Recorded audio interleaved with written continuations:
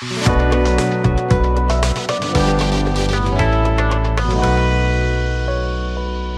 afternoon. My name is Naomi Bon Shira. après-midi, mon nom est Naomi Shira.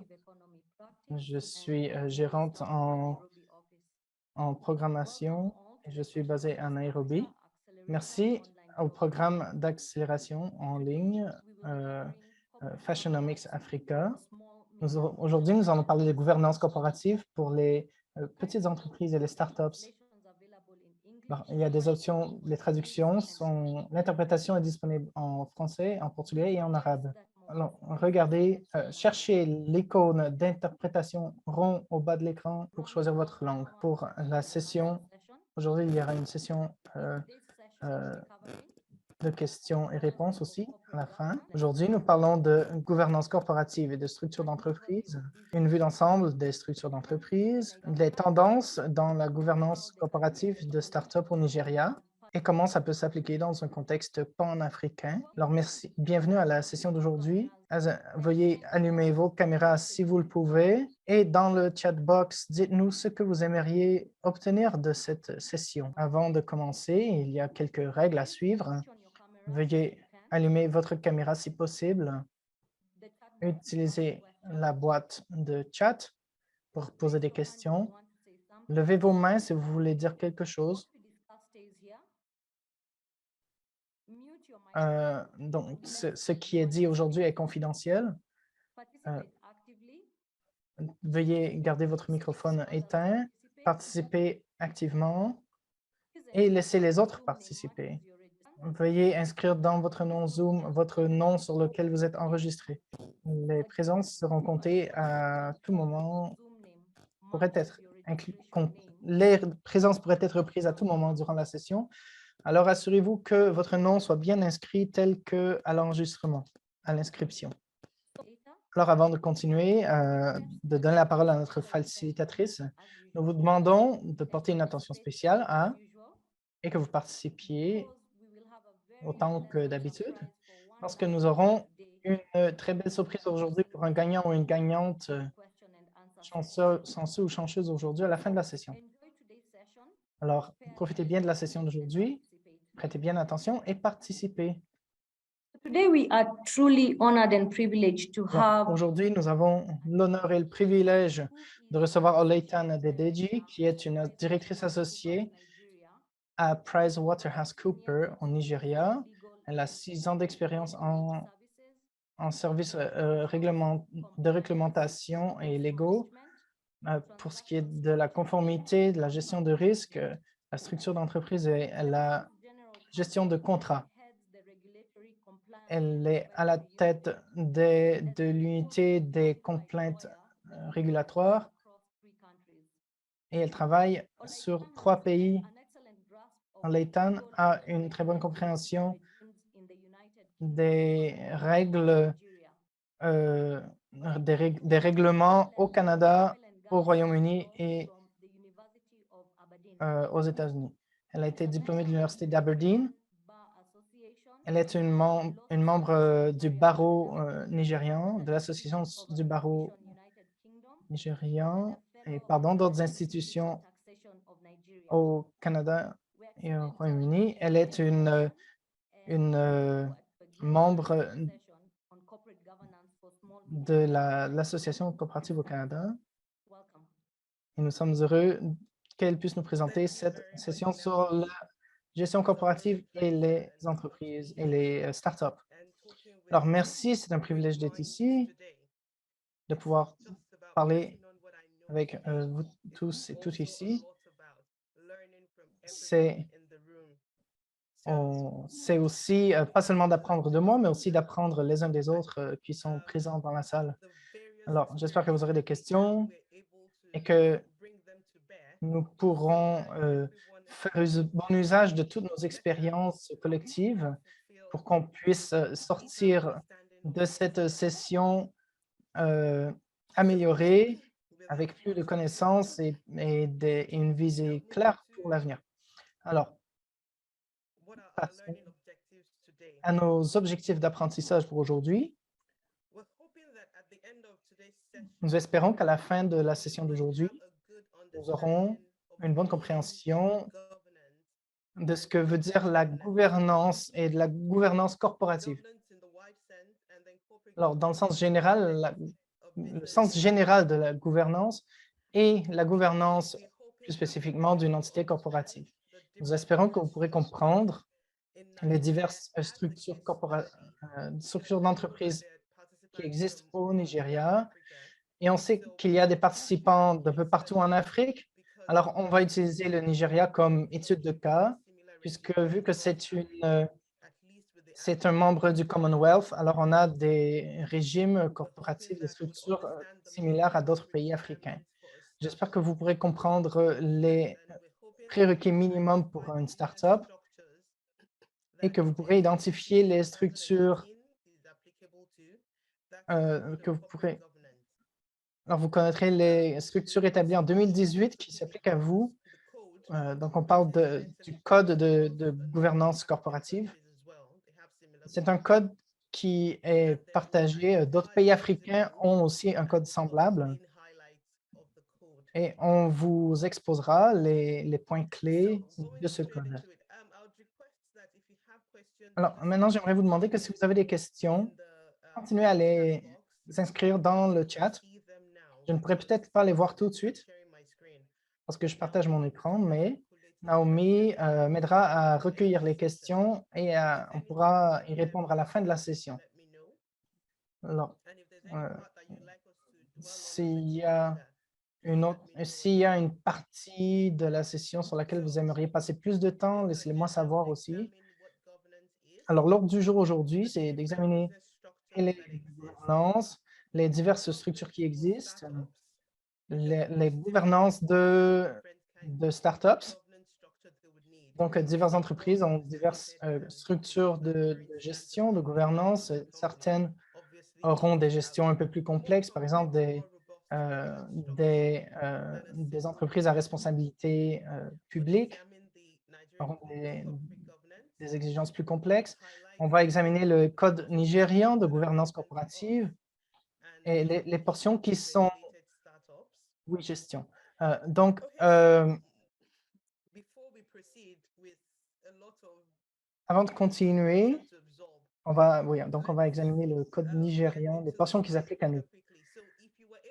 Alors, on va un peu briser la glace. Si vous pouviez voyager dans le temps, vers l'avant ou vers l'arrière, où iriez-vous? Si vous retourniez vers l'arrière, alors à quel moment et pourquoi? Et s'il y a une personne que vous pourriez retourner voir dans le passé, euh, voudriez-vous seulement visiter et revenir ou vous voudriez carrément retourner vers le passé et y rester? Alors, écrivez-moi vos réponses dans le chat, s'il vous plaît. Moi, je peux vous donner ma réponse. Si je pouvais retourner à l'arrière dans le temps, j'irais à mon école primaire sur le terrain de jeu. Je n'avais pas de facture à payer. Tout était plus simple. Et je crois que c'était les temps les plus heureux. Alors, continuez d'inscrire vos réponses.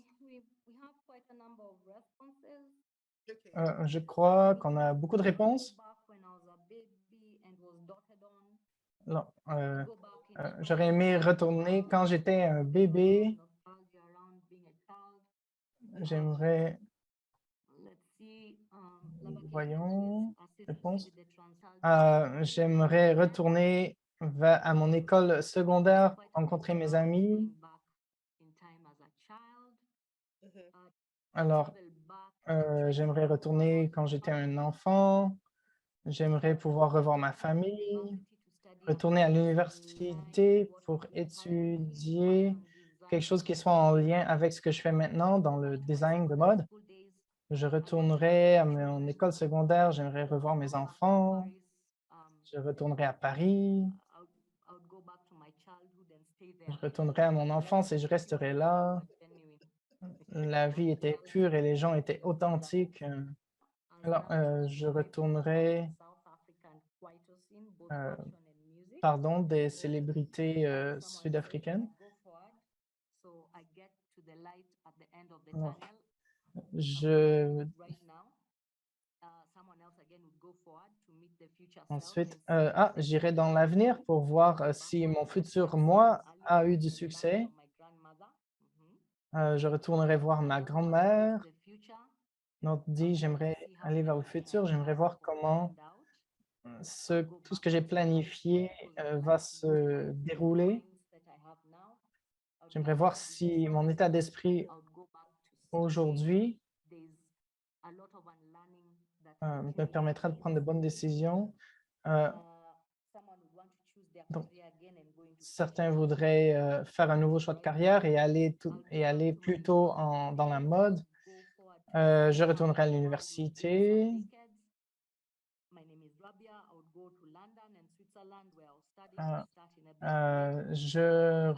J'irai en Suisse et recommencer à neuf. Je retournerai quand j'étais plus jeune et que tout était possible, que j'avais beaucoup de rêves. J'aimerais revoir ma grand-mère et visiter le Japon à nouveau. Mon pays préféré, plein d'inspiration que j'ai visité il y a 10 ans.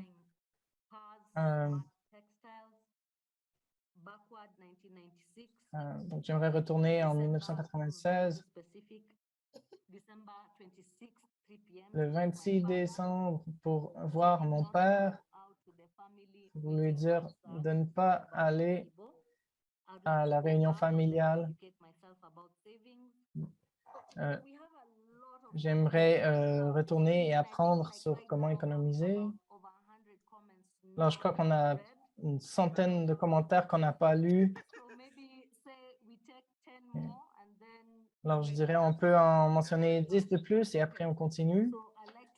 Alors, j'aimerais retourner vers mes jours d'école secondaire ou d'université. Je voudrais aller vers le futur pour profiter de tout ce que j'aurais accompli. J'aimerais retourner et corriger toutes mes erreurs. J'aimerais étudier en tant que designer de mode.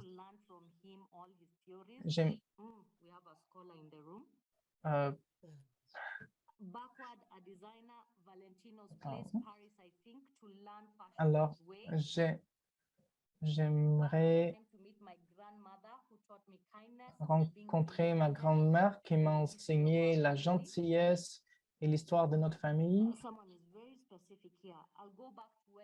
Spécifiquement, je retournerai à quand j'avais 12 ans. J'avais déjà une passion pour la mode à cet âge et j'aimerais faire de meilleurs choix pour devenir la personne que je voudrais être après l'université.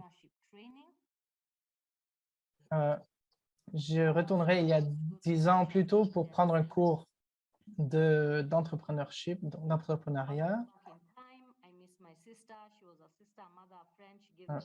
Je retournerai dans le temps pour rencontrer ma sœur. Elle m'a tout donné.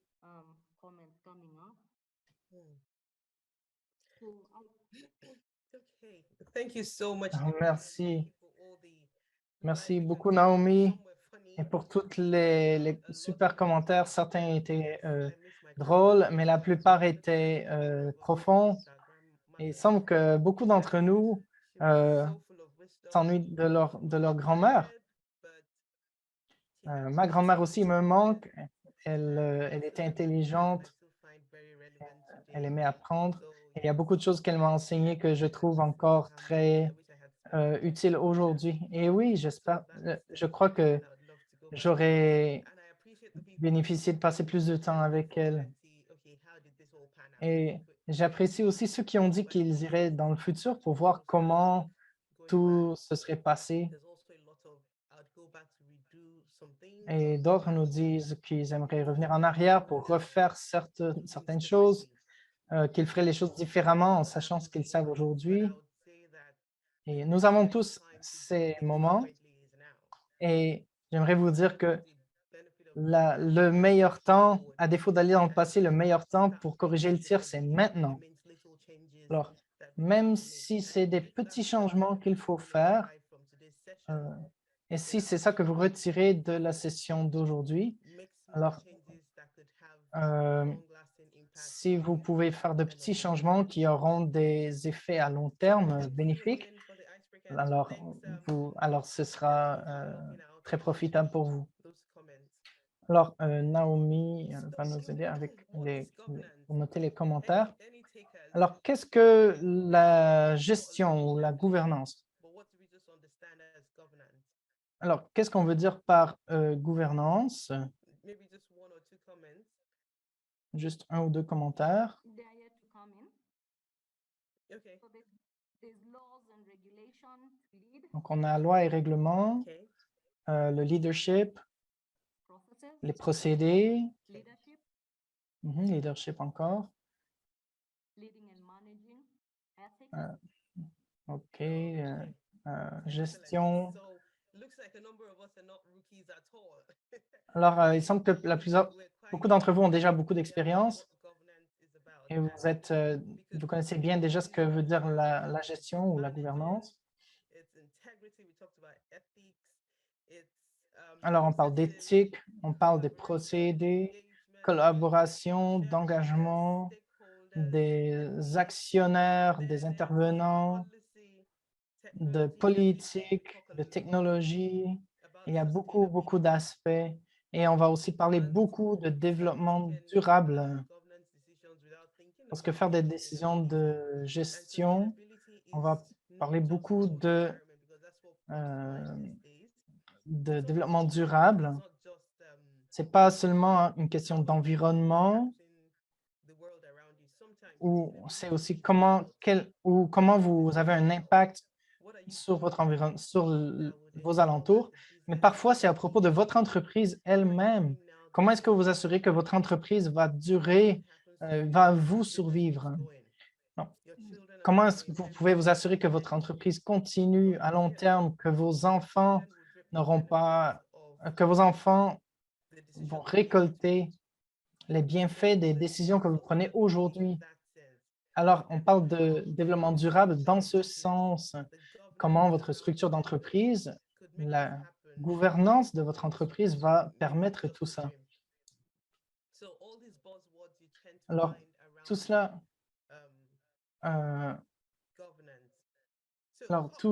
on peut trouver tous ces aspects à l'intérieur du concept de gouvernance. Alors, quand on parle de gouvernance corporative, on va voir aujourd'hui, il y a divers types de gouvernance. Ça peut être politique, religieux, familial, académique. Par exemple, dans notre famille, on a on a un ordre qui prend les décisions. Alors, par exemple, votre enfant de 5 ans ne peut pas décider où il veut étudier. Et ce n'est pas leur décision. Vos enfants qui sont plus âgés peuvent vous dire: «Ah, ça, c'est la maison qu'on veut avoir, c'est le quartier dans lequel on veut habiter», mais ce n'est pas leur décision au final, parce que l'hypothèque et les paiements ne seront pas faits par eux.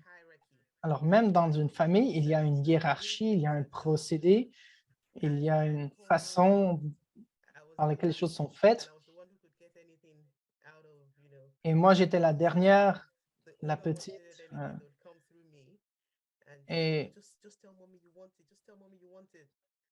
et mes frères et sœurs me disaient: «Ah, dis à maman que c'est ça que tu veux».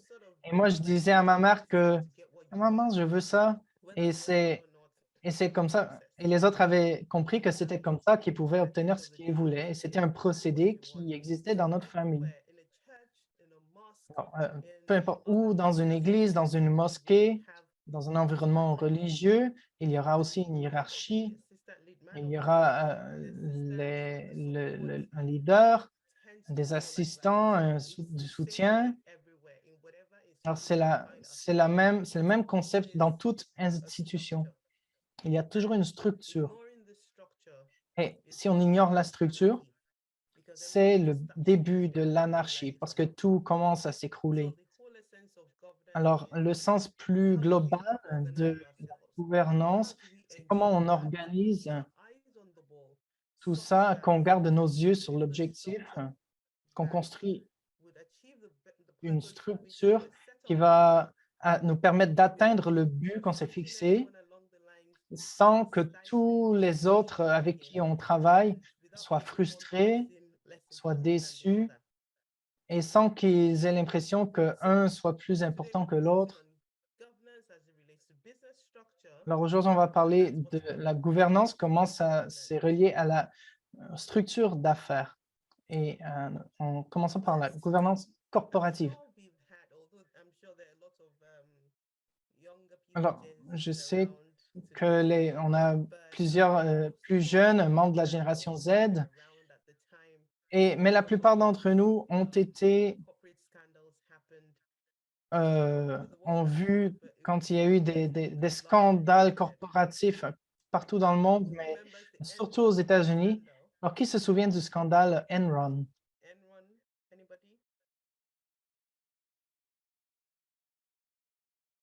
Enron? Qui que ce soit?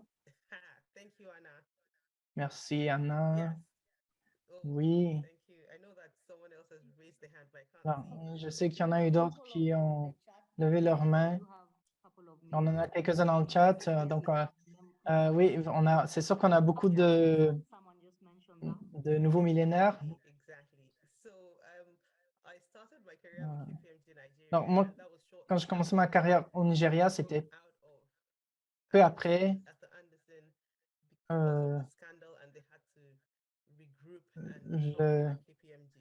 Anderson. Donc, à cause de ce scandale, ils ont dû regrouper leur structure, leur stratégie. Alors, ça a eu un gros impact et c'est un exemple classique un écroulement classique d'une structure corporative. Et Enron, c'était un des leaders dans le monde à ce temps-là. Alors, tous les compétiteurs, donc on avait Anderson, donc qui n'avait aucun lien avec Enron, mais quand Enron est tombé, ils ont entraîné aussi Anderson à leur suite. Alors, je ne sais pas si vous vous rappelez quand ils avaient dû créer une banque et qu'il y avait eu des révélations incroyables, comment les procédés n'étaient pas bien suivis, comment il y avait les directeurs qui prenaient des prêts en tant que directeur, sous son titre de directeur. C'était comme une fête, chacun pour soi et tout faisait ce qu'il voulait. Alors, à cette époque, on a bien vu la nécessité de scruter, d'observer comment une entreprise est structurée, même pour une petite entreprise. Et il n'y a personne qui devrait avoir un pouvoir sans limite. Alors, la réponse des États-Unis, c'était de passer le Sarbanes-Oxley, donc l'acte Oxley, qui établit des exigences strictes. Et on va voir plus tard encore. Et la réponse des États-Unis et du Royaume-Uni ont été complètement différentes, mais les deux ont obtenu des résultats, ont atteint le même résultat. Alors, on utilise encore une fois le Nigeria comme une étude de cas. Les problèmes de gestion corporative se produisent partout dans le monde et le Nigeria n'est pas différent du reste de l'Afrique non plus et ce n'est pas unique dans le monde. Alors, on utilise le Nigeria seulement comme un exemple, mais ce sont des choses qui se produisent partout. Alors, en 1990,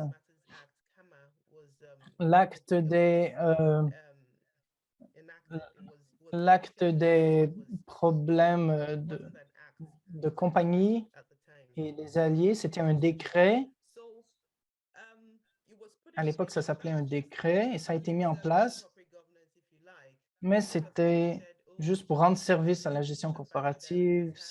Ça faisait que dire que les gestions, le rôle d'un gestionnaire, c'est fiduciaire. Donc, ça veut dire que les directeurs donc, on doit pouvoir faire confiance à son directeur et le directeur ne peut pas servir ses propres intérêts, mais le directeur ne peut pas rechercher son propre intérêt dans son rôle de directeur, utiliser sa position pour son propre intérêt. Alors, ben, on le sait bien et on sait que tout le monde fait ça. Il y a plein de directeurs qui ont utilisé leur position pour leur propre intérêt, pour chercher leur propre avantage. Mais c'est comme ça que ça devrait être. Toutes les décisions d'un directeur devraient être uniquement dans l'intérêt de la compagnie et pas d'eux-mêmes. Alors, ce décret a parlé aussi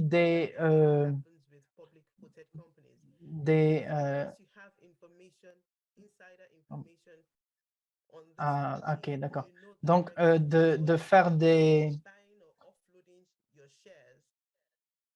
OK, donc de fournir des informations confidentielles à propos de la compagnie pour permettre de faire des échanges. Et c'est un gros problème aux États-Unis, donc d'avoir accès à des informations confidentielles d'une compagnie à des fins d'affaires personnelles.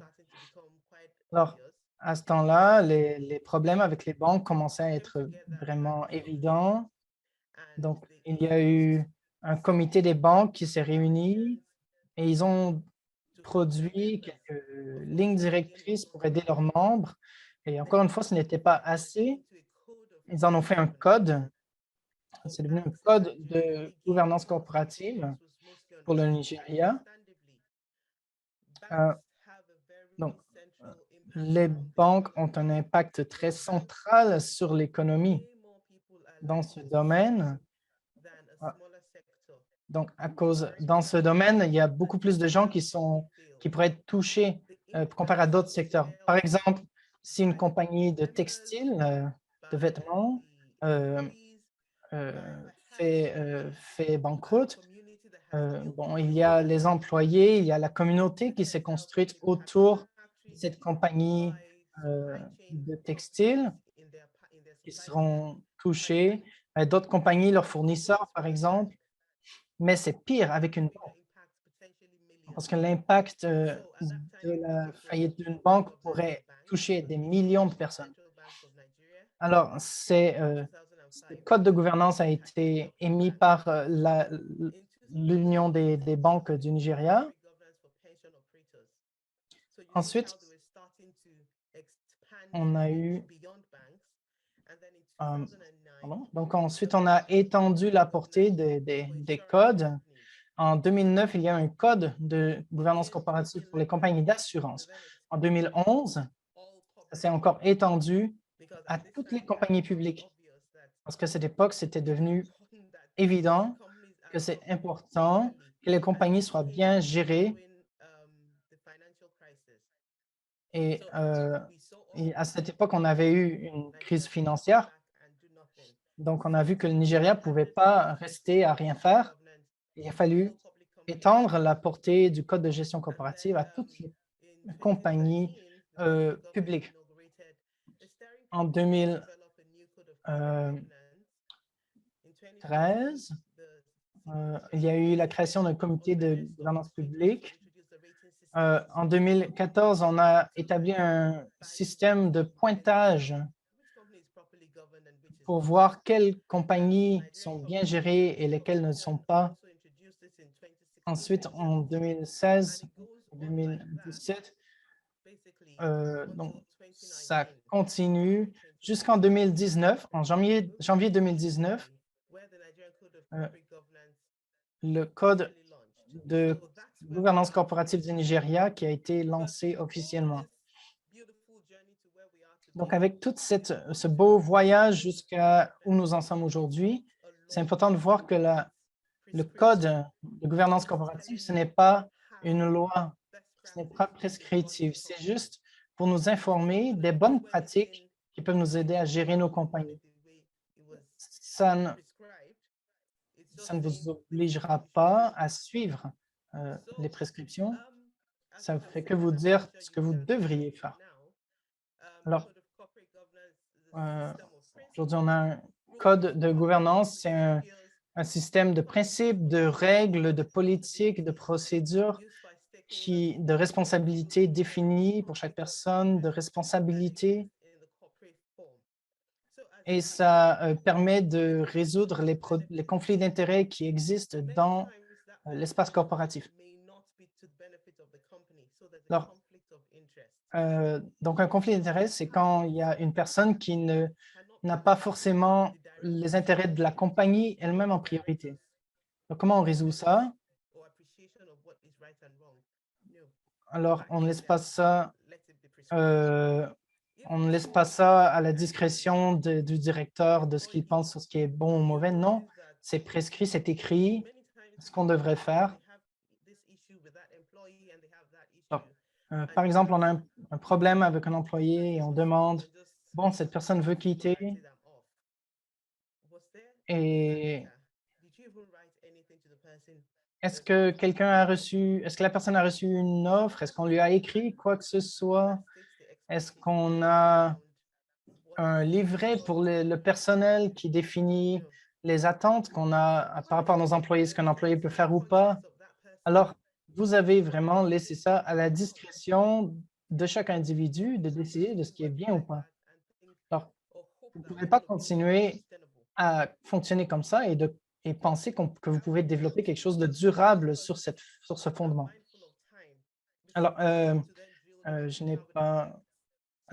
j'ai plus beaucoup de temps. Alors, c'est important de bien parler de ce qui influe sur nos entreprises. Alors, alors, euh, alors, ces concepts vous affectent vous aussi. Vous voulez prendre vos entreprises au sérieux.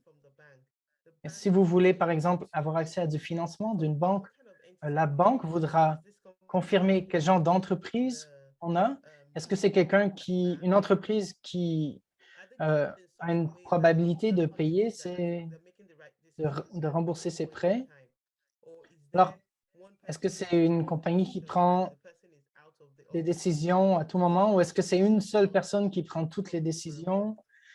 Si cette personne ne peut pas se présenter pour un mois, alors est-ce que la compagnie va en souffrir? Alors, c'est sur quoi on va se concentrer.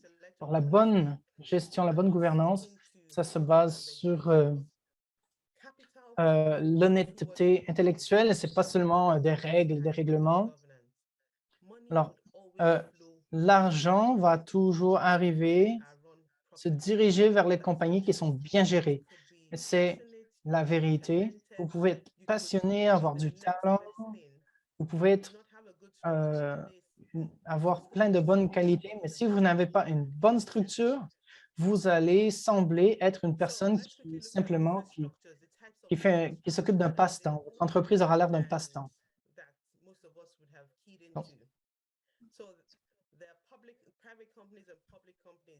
Alors, pour les entreprises, on peut parler, alors si on peut avoir des compagnies privées et des compagnies publiques.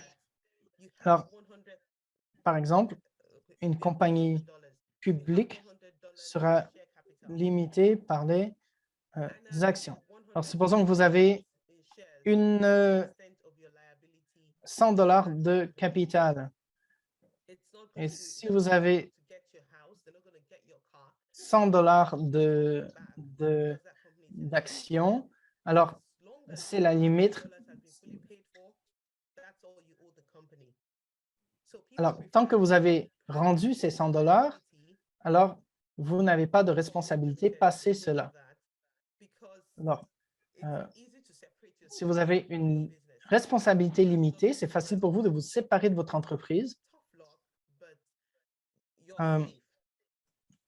Alors, vous êtes en sécurité, vous êtes limité, mais vous êtes en sécurité.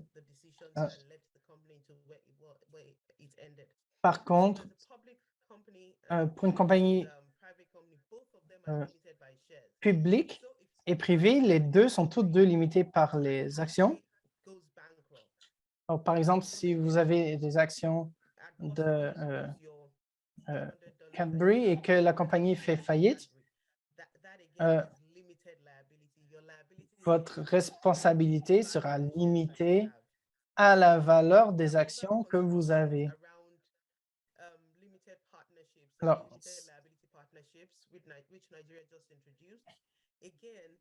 Alors, si vous avez un partenariat limité, c'est une entreprise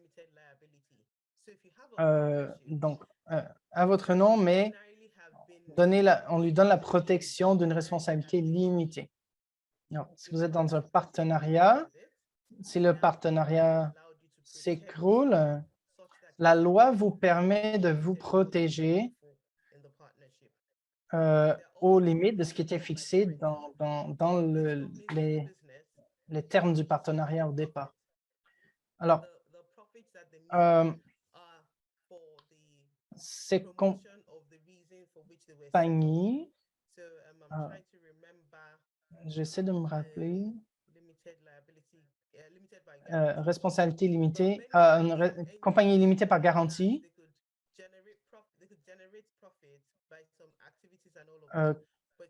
Donc, on peut créer des profits. OK, donc on peut créer des profits, mais ces profits ne sont pas distribués, donc ça va retourner vers la réutilisé par la compagnie. Donc, ça, c'est une compagnie. Maintenant, une compagnie illimitée, par exemple, c'est une compagnie qui, si votre compagnie s'écroule, alors vous allez tomber avec la compagnie. Alors,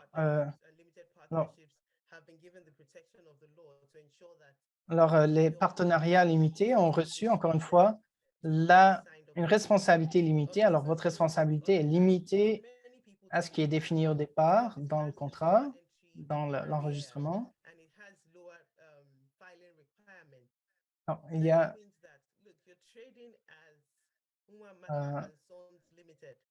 alors, si vous faites affaire sous le nom d'une entreprise, c'est simplement un nom pour montrer que vous êtes une affaire, une entreprise. Si quelque chose se passe avec cette entreprise,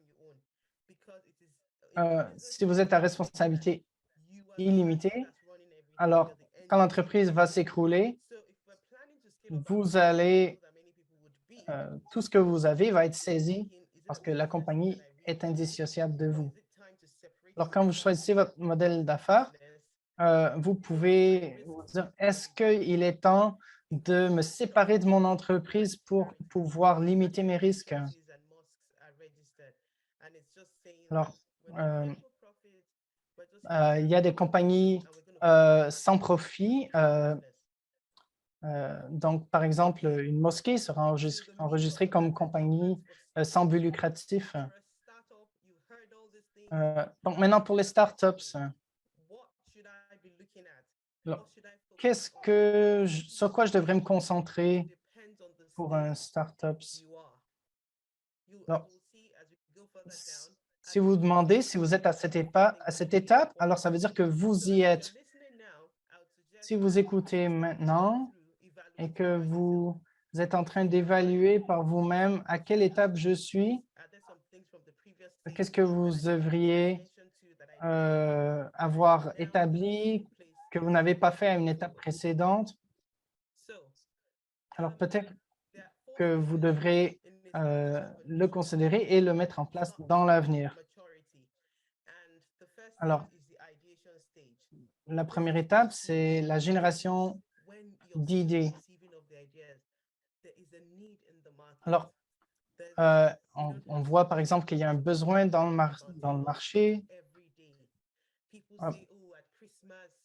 Les gens pourraient dire, par exemple, À Noël, les tailleurs, par exemple, si vous n'avez pas donné votre tissu à votre tailleur avant en octobre, alors il sera trop tard, trop tard. Et vous pouvez penser et dire, ah, je peux régler ce problème. Je peux établir quelque chose. Si je passe toute l'année à faire un stock pour Noël, les gens ont toujours un besoin. Alors, comment je peux remplir ce besoin? Il y a des gens qui viennent dans notre pays de l'étranger. Ils veulent acheter des choses qui vont porter à l'été suivant. Donc, il y a plein de problèmes que je peux régler. Ce sont des idées. On génère des idées. Alors, sur quoi je devrais me concentrer à l'étape de la génération d'idées? Est-ce que j'ai besoin d'un prêt? Avec qui je vais m'associer? Quelles sont les règles si je m'associe à quelqu'un? Il y a donc, il y a des actions, donc vous aurez besoin d'un avocat. Vous devrez signer des accords, des ententes. Donc, il y a tellement d'ententes, d'arrangements, de préparations à faire. Est-ce que j'ai besoin d'avoir des parts, des actions?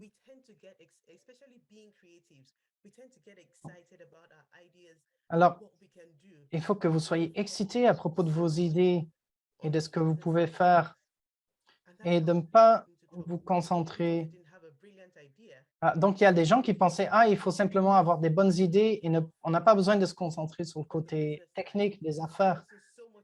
Et il y a des gens qui se concentraient trop sur le produit qu'ils offraient sans penser au côté affaires et ça les a amenés, ça leur a apporté beaucoup de problèmes. Alors, parfois, il y a des conversations qui sont difficiles, mais il faut les avoir dès le début. Et par exemple, on a une décision qu'on a prise au départ et après, un des partenaires change le tir en cours de route et là, tout le monde est frustré. Est-ce que les partenaires vont recevoir des intérêts sur leur investissement? Combien? Alors, à quel moment est-ce que les investisseurs, les partenaires vont recevoir un retour sur leur investissement? Soyez clair. Définissez bien ce à quoi les investisseurs doivent s'attendre. Et souvent, vous aurez besoin d'un avocat. Les gens n'aiment pas entendre ça. Les avocats vous permettent d'éviter beaucoup de problèmes. Si vous n'êtes pas sûr de quelque chose, parlez à votre avocat. Comment est-ce que je peux faire en sorte que quelqu'un ne vole pas mes idées? Cette idée est si révolutionnaire. Comment est-ce que je peux m'assurer que ceux à qui je parle ne vont pas détourner mon idée? Alors, vos idées sont magnifiques. Assurez-vous de protéger vos idées. Alors, c'est ça la première étape à quoi il faut penser. Alors, ensuite, l'étape l'étape de début. Alors, vous pouvez tester le marché avec un produit ou un service. À cette étape, vous utilisez des produits qui ont une valeur faible. Vous faites l'expérimentation, des tests. Quel est mon marché cible? J'essaie de pousser ce produit sur le marché, d'introduire ce produit. Mais est-ce que je me concentre sur les bonnes personnes, la bonne clientèle? Est-ce qu'il y a d'autres avenues que je devrais examiner? Peut-être que je devrais offrir des produits plus abordables pour une clientèle plus jeune? Ou bien les gens sont plus soucieux de l'environnement? Est-ce que si mon produit n'est pas bon pour l'environnement, alors je ne me connecte pas à mon marché cible? Alors, quand vous commencez et que vous commencez à voir comment le marché répond à votre offre, et vous pouvez vous adapter au fur et à mesure. Alors, à cette étape, quels aspects de gestion, de gouvernance devraient être importants pour vous? Alors, comment allez-vous mettre en place votre organisation? Euh, si, si vous avez, par exemple, 14 membres, alors vous avez une organisation, vous devez savoir comment vous allez être organisé, des bonnes pratiques. Alors, vous réalisez que j'ai un tailleur qui peut faire toutes les idées que j'ai. Alors, euh, est-ce que j'ai déjà quelqu'un qui pourrait le remplacer au cas où? Alors, il faut que vous pensiez à qui sont les employés clés, comment est-ce que je peux les garder satisfaits et heureux, et si jamais quelque chose leur arrive, qui pourra prendre la relève? Je dois aussi penser à mes relations avec la clientèle. Est-ce que j'ai besoin que mes employés puissent répondre aux questions difficiles des clients? Qui sont mes partenaires? Quelles sont les connexions que je voudrais faire, mes connexions d'affaires? Alors, ce sont des questions qu'il faut se poser à cette étape.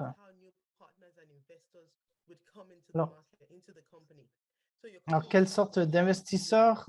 Alors là, euh, si j'ai des investisseurs qui se présentent, qui apportent de l'argent, ça va donner de la vie à ma compagnie. Maintenant, si j'ai un investisseur, comment est-ce que je vais structurer ça? Est-ce que je vais donner à mon investisseur une part de la compagnie? Ou est-ce que je vais simplement leur prendre de l'argent? Alors, est-ce que je peux me permettre de dire à cette personne, donnez-moi de l'argent et je vais vous le rendre? Comment est-ce que vous allez résoudre les différends? On a vu des entreprises qui ont été détruites par des différends légaux. Alors, comment est-ce que ces différends vont être résolus? Il peut y avoir des disputes parmi les membres, les employés. Alors, quelles structures vont être mises en place pour ça? Alors, tout, planifiez votre entreprise comme quelque chose de sérieux parce que toute grande entreprise commence par des petits pas. Alors, c'est maintenant le temps de protéger votre propriété intellectuelle, vos brevets, vos créations. C'est un procédé continu. Si vous avez créé de nouveaux concepts, de nouvelles créations, protégez-les. Alors, euh, en Afrique, on voit souvent des gens se fâcher parce que d'autres ont copié leur modèle et protégez-les. Alors ensuite, l'étape de croissance.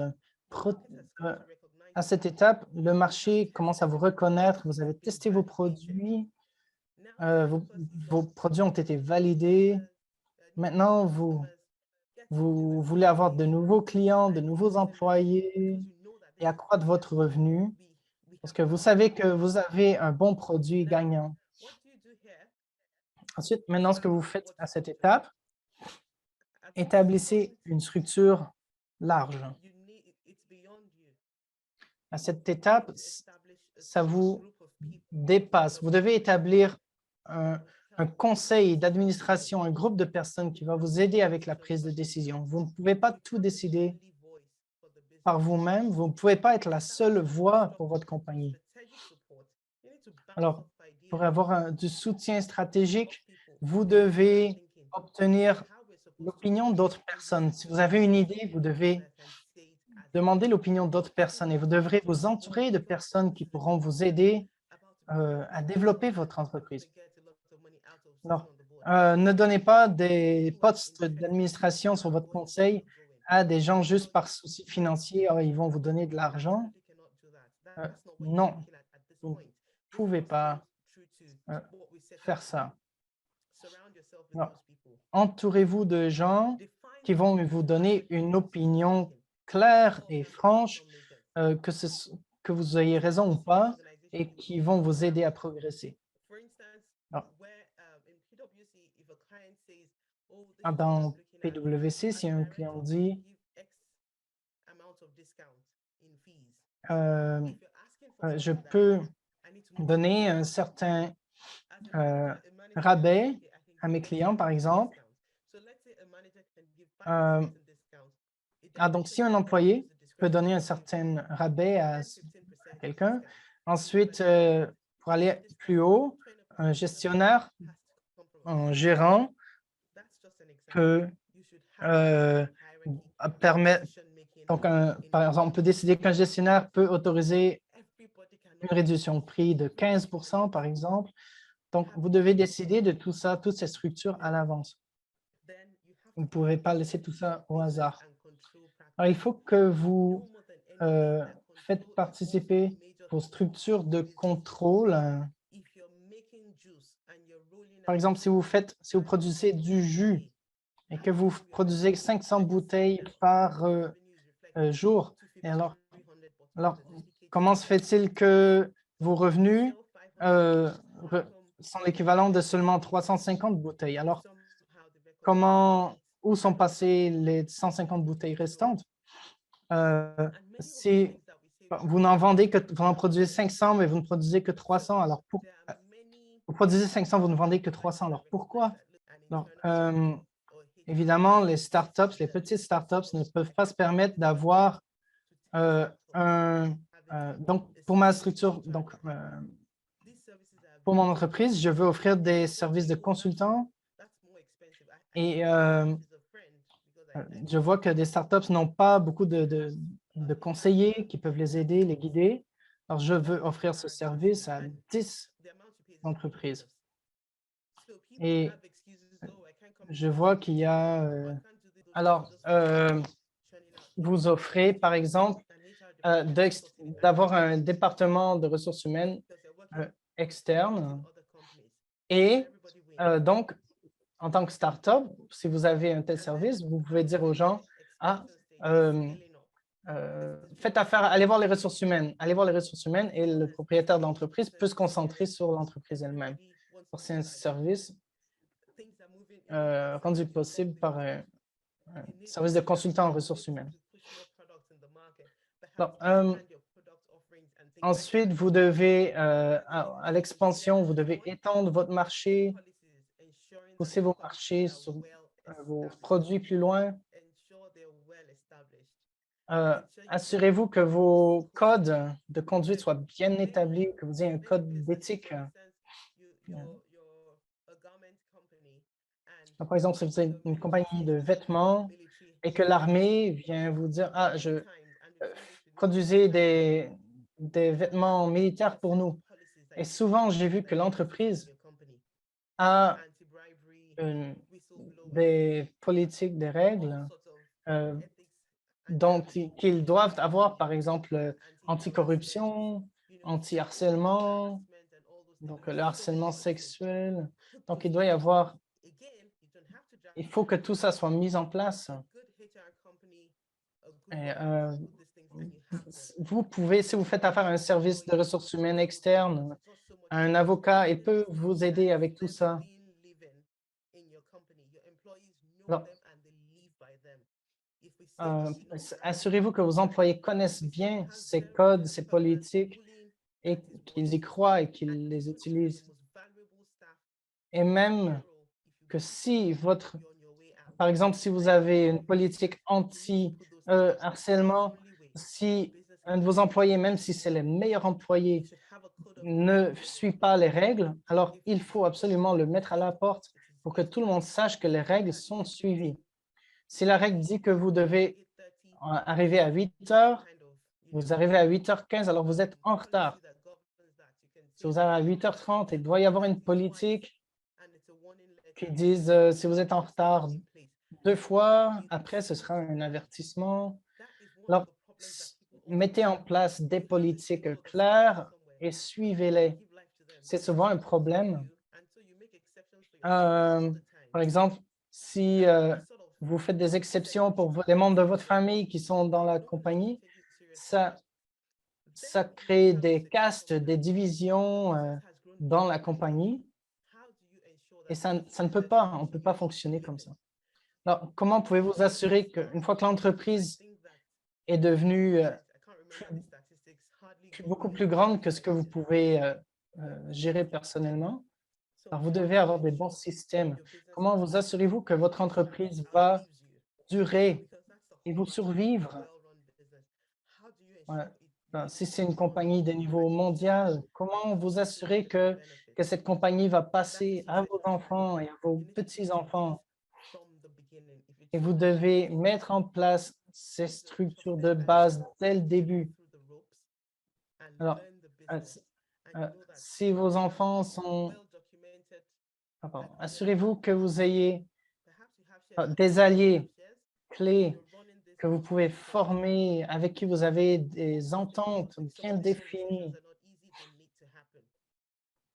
Alors, ces conversations, par exemple, pour la succession, elles ne sont pas faciles, mais il faut les avoir.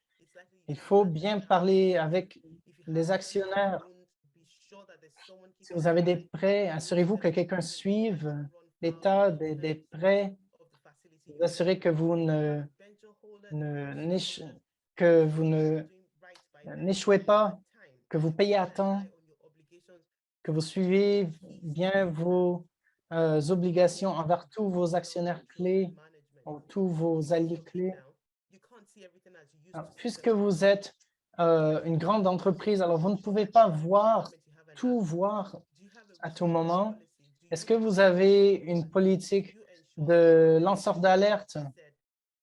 Est-ce que vous protégez ceux qui lancent l'alerte? Est-ce que vous vous assurez que si une alerte est lancée par quelqu'un, qu'une action sera prise, un suivi sera fait? Parfois, une seule action que vous prenez fera que tout le monde vous respecte et suive les règles. Donc, ce sont des politiques que vous devez mettre en place pour vous protéger et protéger votre entreprise.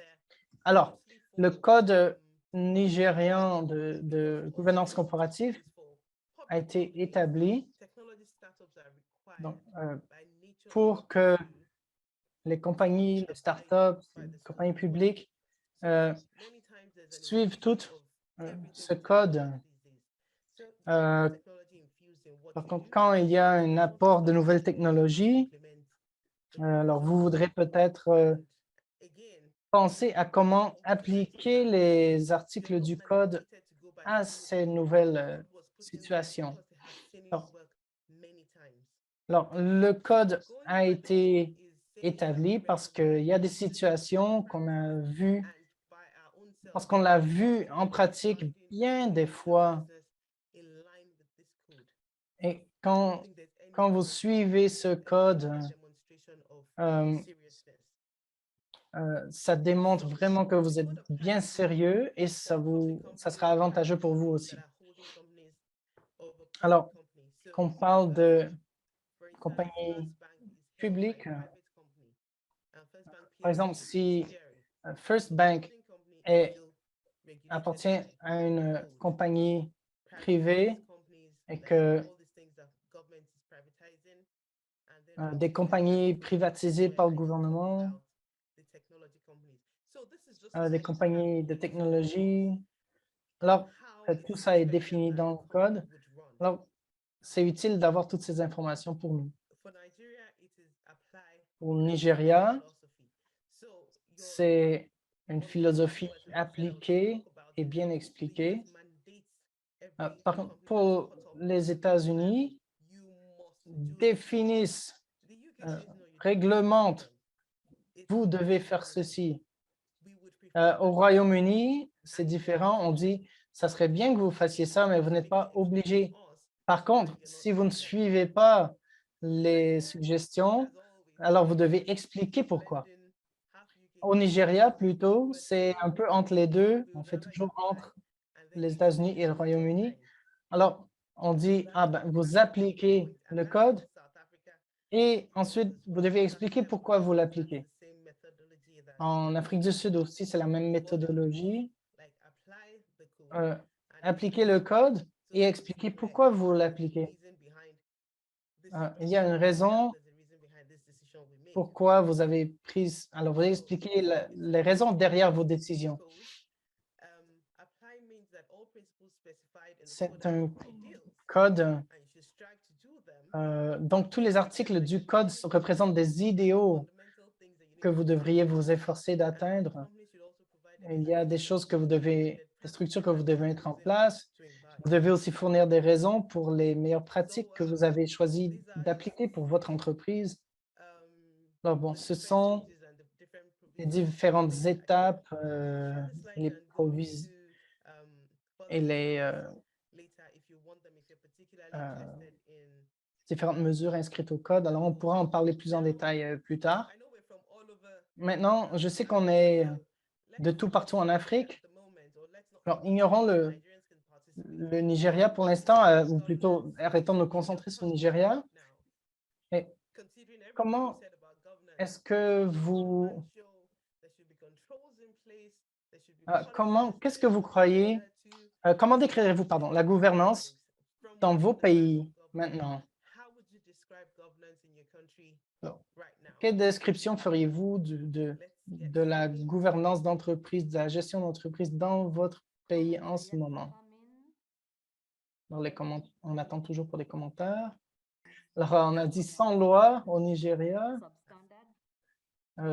sous la moyenne. La gouvernance dans mon pays s'écroule. C'est compliqué. On dirait que c'est compliqué. Désastreuse, incohérente et corrompue. La gouvernance au Ghana est un procédé encombrant. En Afrique du Sud, ça ne fonctionne pas. Au Cameroun, ça ne marche pas. Alors maintenant, ça rentre. Je ne crois pas que je peux suivre tous les commentaires. Alors, c'est très triste. Plein de corruption. C'est très triste. Et c'est l'idée, c'est l'histoire qui revient souvent. Et vous savez, on a les dirigeants qu'on mérite. Vous voyez la façon dont les gens dirigent leur propre compagnie. Souvent, il y a des employeurs. Alors, parfois, on se plaint de notre gouvernement, mais c'est votre gouvernement. Alors, ça commence par chacun d'entre nous. Alors, gérez votre compagnie comme si c'était un pays. Et toutes les choses que vous voyez qui ne fonctionnent pas dans votre pays, vous ne voudrez pas les reproduire dans votre compagnie. Alors, on a souvent un mauvais sentiment envers nos pays et on en voit le résultat. Et souvent, les gens disent par exemple, je ne sais pas pourquoi je paie des taxes, je produis ma propre ma propre électricité, je nettoie ma propre eau. Alors, qu'est-ce que le gouvernement fait pour moi? On a souvent ce genre de sentiment. Alors, faisons mieux avec nos entreprises. Faisons réussir nos entreprises. Et on n'a pas besoin il ne faut pas prendre tout l'argent et partir comme nos gouvernements le font trop souvent. Alors, souvent, une partie du code s'applique aux compagnies privées, comme tout d'entre nous. Mais pour d'autres compagnies actionnaires publics, ils doivent avoir dans toute compagnie, il doit y avoir un conseil d'administration qui vous aide à prendre de bonnes décisions. Donc, il doit y avoir ces politiques, la gestion de risque. Par exemple, s'il n'y a pas d'électricité, comment est-ce que ça va avoir un impact sur mon entreprise? Si une personne clé dont j'ai besoin pour... donc, comment puis-je m'assurer que, par exemple, les 4 ou 5 personnes clés dans mon entreprise aient un remplacement disponible ou qu'ils soient toujours disponibles pour que l'entreprise puisse continuer de fonctionner? Parfois, c'est aussi simple que de dire combien de personnes ont les clés du bâtiment? S'il y a 3 serrures, alors, qui sont ceux qui ont les clés? S'il y a 3 clés, qui sont ces 3 personnes qui ont les clés? Alors, un audit interne, s'il y a des choses qui ne vont pas bien que je ne vois pas, est-ce que quelqu'un d'autre pourra les voir et les porter à mon attention? Comment est-ce qu'on peut avoir un environnement qui encourage les autres à donner des suggestions? Est-ce qu'on a un environnement positif? Alors oui, je vais continuer parce que je sais qu'on a besoin de temps pour les questions. Pour le développement durable, j'en ai parlé. Ce n'est pas seulement une question d'environnement, de sécurité. Euh, euh, donc, on parle, est-ce que vous avez une culture d'entreprise sécuritaire? Par exemple, si c'est Noël, est-ce que les gens sentent qu'ils doivent travailler jusqu'à 1 heure du matin et là, ils doivent rentrer chez eux à 1 heure du matin à pied? Est-ce que c'est le meilleur environnement de travail? Ou est-ce que vous avez un appartement à proximité dans lequel vos employés peuvent dormir s'ils doivent travailler de nuit? Est-ce que vous critiquez vos employés, vous les poussez à travailler trop? Ce n'est pas un environnement sécuritaire. Alors, quelle est notre responsabilité envers nos employés, notre environnement, nos actionnaires? OK. Alors, étude de cas pour développement durable, effort de développement durable.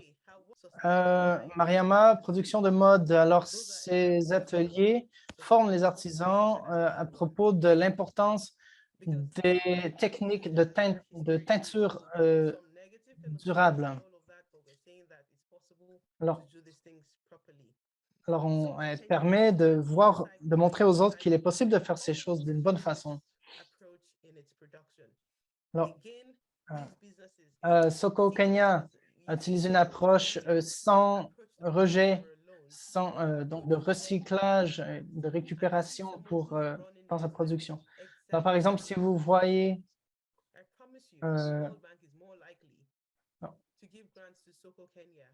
alors, par rapport à d'autres entreprises qui font tout comme d'habitude, si elles demandent du financement, par exemple, la Banque mondiale aura plus tendance à donner du financement à Soko Kenya parce qu'on peut voir qu'ils se soucient du développement durable et c'est là que c'est dans cette direction que le monde se dirige.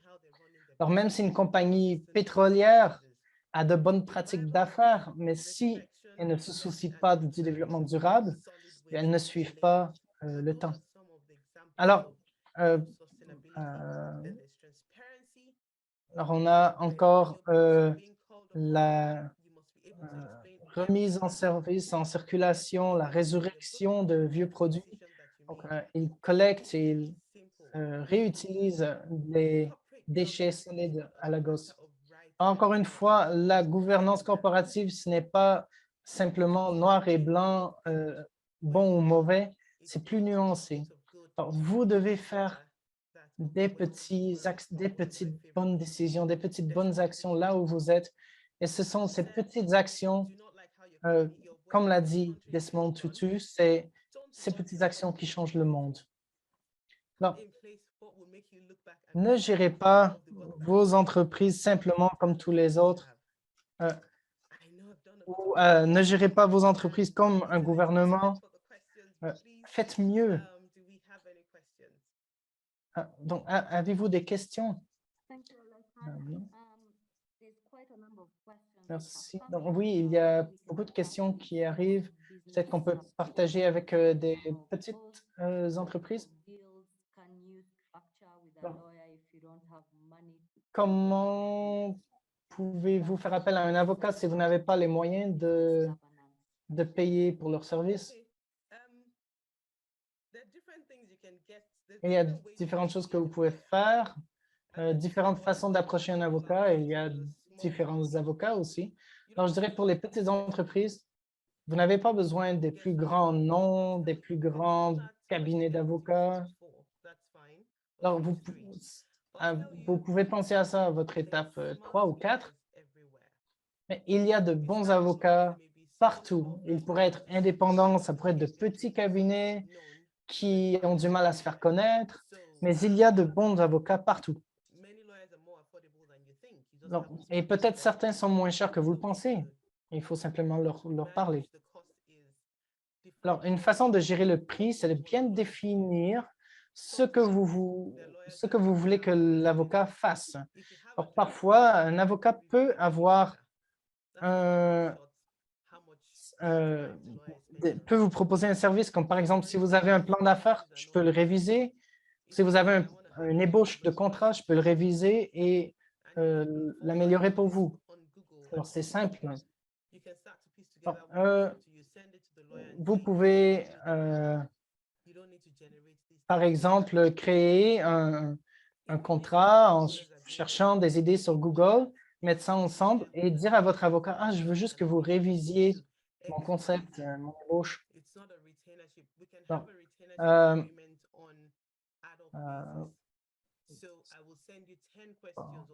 Alors, par exemple, vous pouvez envoyer un certain nombre de questions. Alors, sur votre arrangement, votre entente avec l'avocat, vous pouvez dire, ben, je vais vous consulter peut-être 10 fois dans l'année, au lieu de dire, ah, je veux que vous soyez disponible pour moi 24 heures sur 7, 24 heures sur 24, alors ça vous coûtera beaucoup plus cher. Alors, encore une fois, les avocats n'ont pas besoin d'être les plus grands cabinets. Il y a de bons avocats qui soutiennent de petites entreprises. Et les avocats peuvent aussi avoir conscience que si ils supportent une petite entreprise dès le début, ils peuvent grandir avec elle. Donc, ils peuvent voir aussi le potentiel. On a une autre question qui, est-ce que vous avez une liste d'exemples de compagnies qui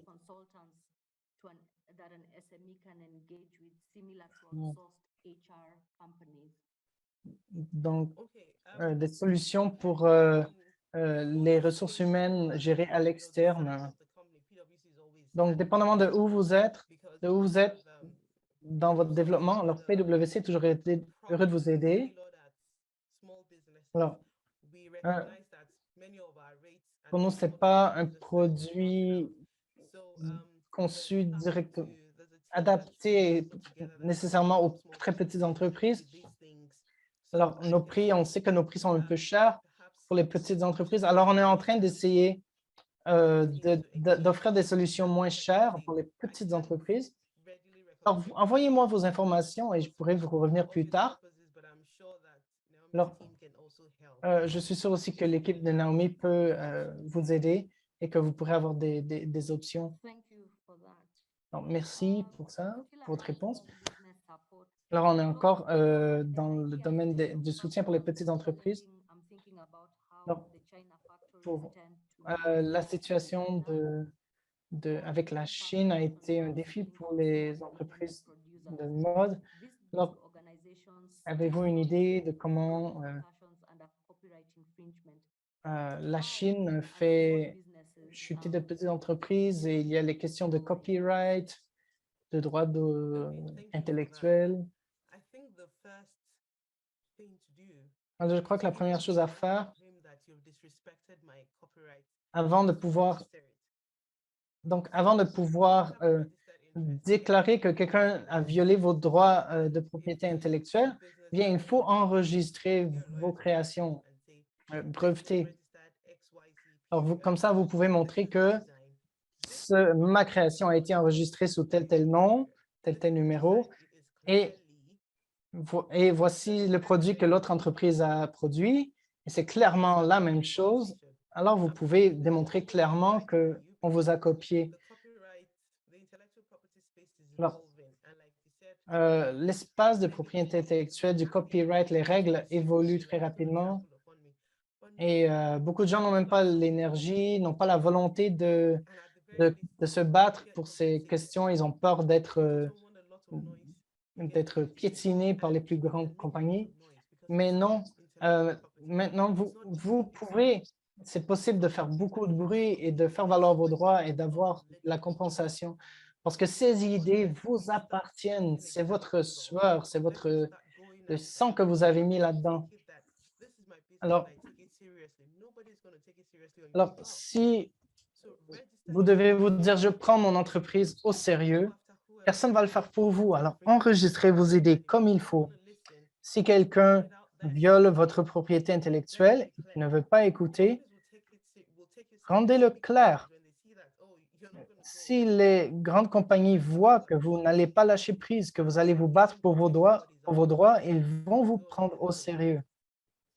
S'ils voient que rien ne va arriver, qu'il ne se passera rien, eh bien, ça va les encourager. On a plusieurs questions. Donc, à propos d'enregistrer. Donc, enregistrer une compagnie à l'extérieur de son pays. Ah non, une propriété intellectuelle à l'extérieur de son pays d'origine. Est-ce que c'est possible? Alors oui, c'est très possible. Votre propriété intellectuelle peut être enregistrée à l'international. Alors,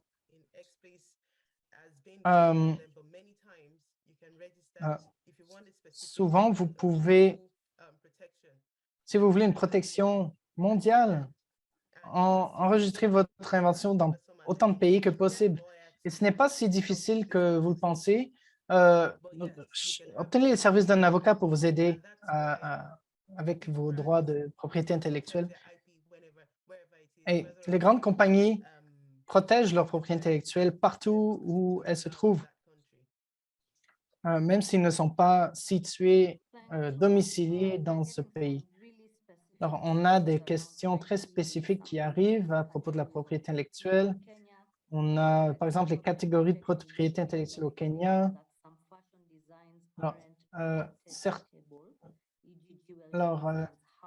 Il semble que certains types de design de mode ne peuvent pas être protégés. Alors, si l'enregistrement de marques de commerce, il y a des classes. Alors, si votre pays ne reconnaît pas une certaine classe de produits, alors, premièrement, trouvez un avocat qui peut peut-être examiner, voir si vous pouvez tomber dans une autre classe, parce qu'il y a des produits qui peuvent se qualifier pour 2 ou 3 classes. Alors, ensuite, s'il n'y a absolument pas moyen d'enregistrer votre création dans votre pays, enregistrez-la dans un autre pays qui la reconnaît. Alors, souvent, les violations de propriété intellectuelle, on peut les voir en ligne. Donc, il y a des gens qui... Donc, on peut dire, « Ah, j'ai vu tel produit en ligne. » Et ensuite, vous pourrez les poursuivre s'ils sont dans un autre pays. Par exemple, enregistrez votre produit au Royaume-Uni ou dans l'Union européenne. Donc, vous ne voulez pas que vos produits ne soient pas du tout enregistrés. Alors, si ce n'est pas encore le cas, trouvez un avocat qui peut vous aider à trouver une solution pour enregistrer votre produit et vous protéger. Encore une autre question sur le choix d'un avocat. Est-ce qu'on pourrait faire confiance à n'importe quel avocat? Est-ce qu'on pourra faire confiance qu'à n'importe quel avocat aura des bons conseils? Bon. Un avocat n'a aucune raison de ne pas vouloir vous donner de bons conseils. Alors évidemment, mon opinion est peut-être biaisée, mais pour moi, j'aime que tout soit basé sur des références personnelles. Donc, si j'ai eu de bons services, si vous avez de bons services de quelqu'un, dites-le moi et moi aussi, je vais les appeler. Alors, les avocats, je ne cherche pas mes avocats sur Instagram. Alors, parlez à vos avocats, demandez à d'autres s'ils sont dignes de confiance. Si vous n'êtes pas confortable avec un certain avocat, alors vous n'avez pas besoin de rester avec eux, vous pouvez chercher un autre.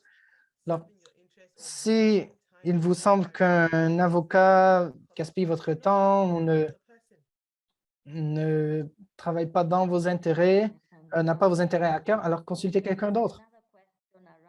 Il y a une autre question sur l'enregistrement de propriété intellectuelle par rapport à enregistrement d'entreprise.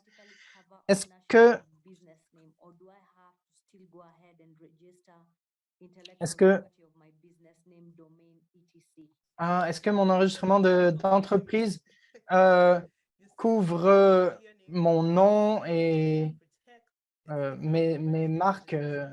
Est-ce que c'est couvert? Est-ce que mes marques ou mon nom d'entreprise sont protégés par mon enregistrement d'entreprise? Ou est-ce que je dois enregistrer, breveter mon nom et mes autres, mon logo et tout? Alors non, c'est pas la même chose. Alors, il faut séparément enregistrer votre entreprise et vos noms et vos choses qui rendent votre entreprise unique. Bon. Comment est-ce qu'on peut passer d'un type d'entreprise présent vers transitionner vers une entreprise à responsabilité limitée? Par contre, on ne dit rien, si vous essayez d'enregistrer votre entreprise selon le système, un différent type de compagnie, alors le système va vous dire que le nom est déjà pris parce que votre entreprise est déjà enregistrée sous ce nom. Alors, vous devrez écrire une lettre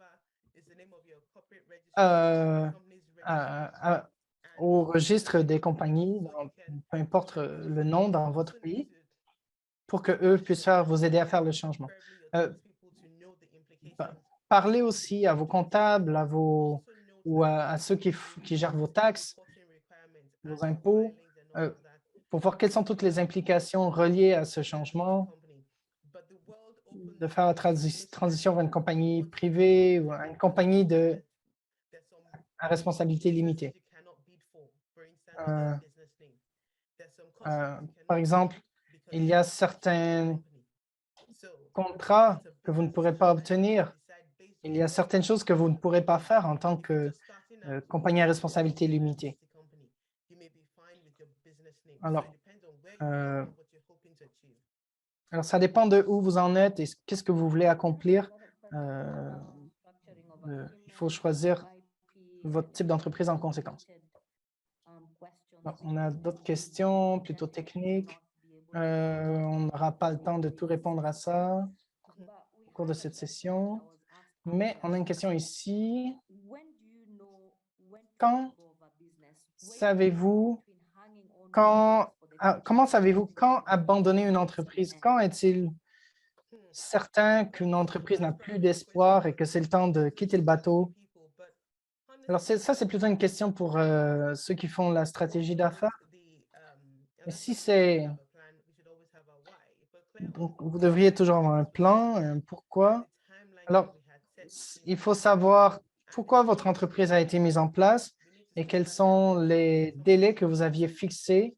Alors, si ça ne fonctionne vraiment pas, alors il faut prendre un peu de recul et voir est-ce que c'est possible de corriger le tir?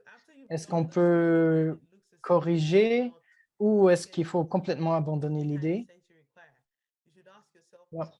Vous devriez vous demander, est-ce que le marché n'est simplement pas prêt? Parfois, vous avez un bon produit, mais ce n'est pas le bon timing. Le marché n'est pas prêt.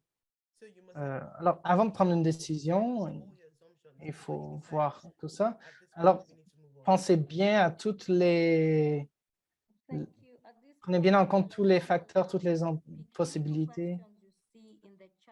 Alors, maintenant, Alétan, je vais te demander de juste choisir 2 questions au hasard dans le chat et ensuite, on va passer à la session de clôture, à la clôture. On va voir, il y a tellement de questions. Voyons voir.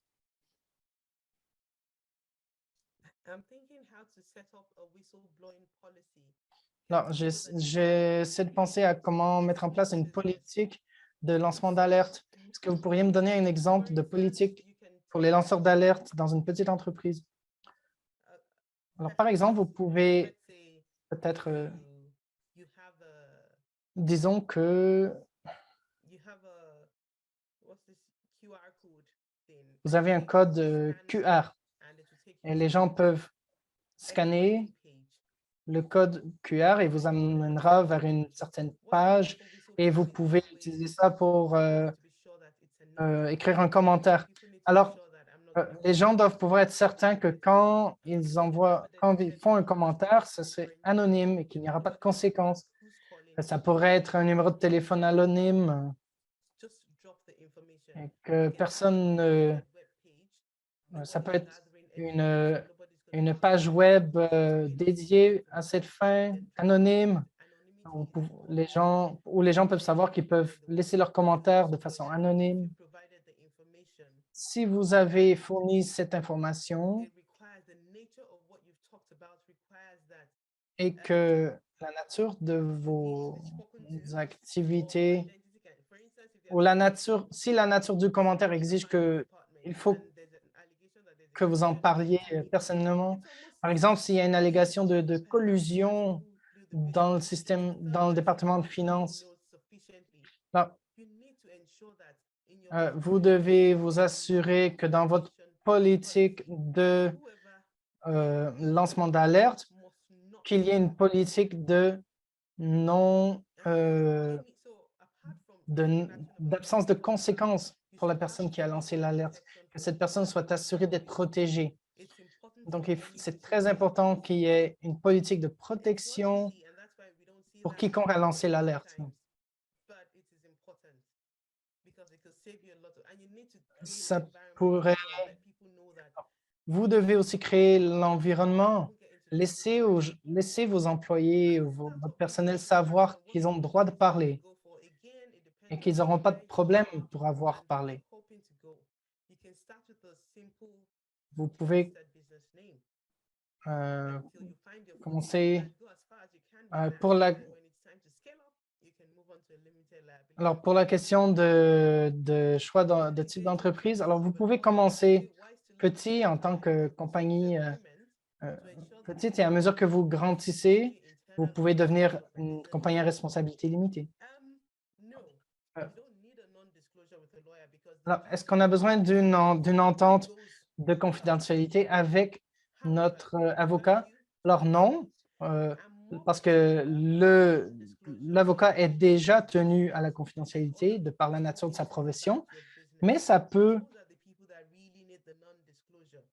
Alors, c'est utile d'avoir un accord de confidentialité avec vos investisseurs, les autres personnes à qui vous parlez dans le cadre de vos affaires, vous assurez qu'ils ne parlent pas. Alors, vous devez avoir une entente de non-divulgation, donc de confidentialité et aussi qui s'assure que les gens ne vous contournent pas sans que vous le sachiez.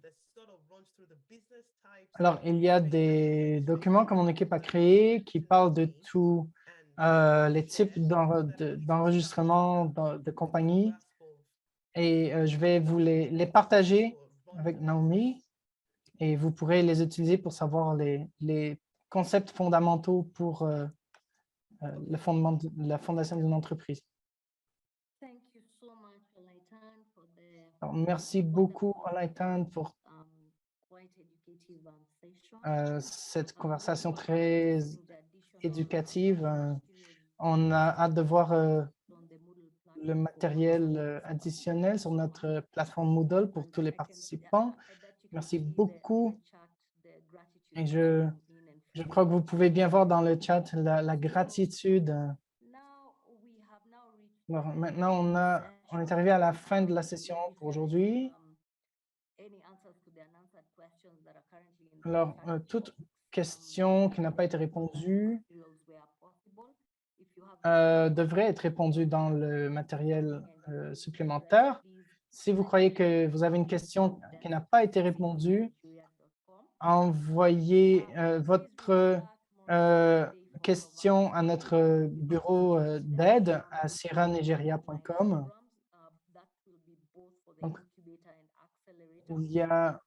Donc, demain, il y aura la session le jour des fondateurs pour tous les assistants du programme incubateur et accélérateur. Ce sera à 11 h heure ouest africaine ou à 1 h à 13 h heure est africaine.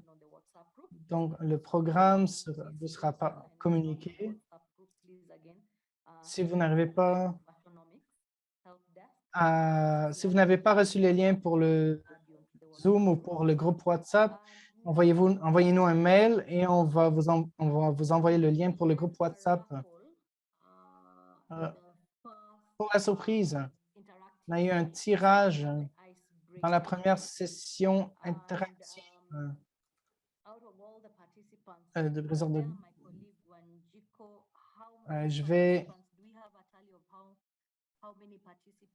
Est-ce qu'on a un compte de tous les participants qui étaient dans le tirage? Et donc, je vais rapidement mentionner le ou la gagnante, le gagnant ou la gagnante. Alors, Madame Oleitan a fait un généreux don de 250 $ américains et la gagnante est Liliane Correa du Malawi. Et est-ce qu'elle est présente? Est-ce qu'on peut la mettre à l'écran? Non. Donc, si elle n'est pas là, on pourra lui dire. Alors, Liliane Correa, vous êtes aujourd'hui l'heureuse gagnante de 250 $. Alors, c'était une surprise. Félicitations, Liliane. Alors, avec ça, ça conclut. On vous verra demain encore pour le jour des fondateurs. Et ça durera 2 heures et ça commence à 11 heures si vous êtes en Afrique de l'Ouest. Pour l'Afrique centrale et l'Afrique du Sud, ce sera midi. Et pour l'Est de l'Afrique, ce sera 13 heures. Alors, encore une fois, on vous verra demain. Rappelez-vous que le jour des fondateurs est obligatoire. Donc, on se voit demain pour le jour des fondateurs. Et Liliane, on va vous contacter après, tout de suite après. Au revoir.